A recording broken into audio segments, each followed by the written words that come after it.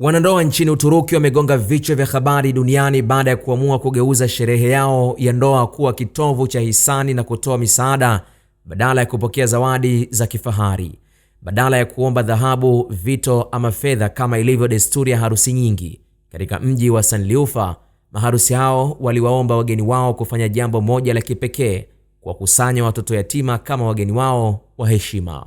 Inakadiriwa kuwa takriban watoto yatima 100 walihudhuria hafla hiyo. Badala ya maharusi hao kuwa kitovu cha kupokea, wao ndio walikuwa wakitoa.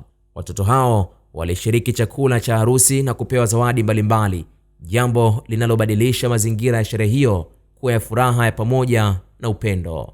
Wanandoa hao wamesema lengo la kufanya hivyo ni kutaka kuanza maisha yao mapya kwa kutafuta baraka kupitia tabasamu na furaha za watoto yatima hao. Tukio hili si la kwanza nchini Uturuki.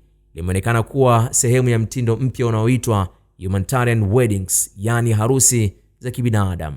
Mnamo mwaka 2015 tukio kama hili lilirekodiwa mjini Kilis, ambapo maharusi Fethullah na Esra Polat walitumia siku yao ya harusi kuwalisha wakimbizi wa Syria takriban 4,000.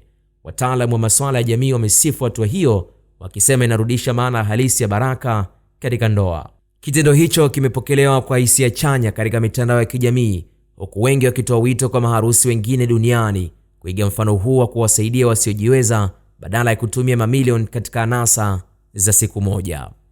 Khalid Omar, Kishki TV. Kishki TV, nuru ya dini yako.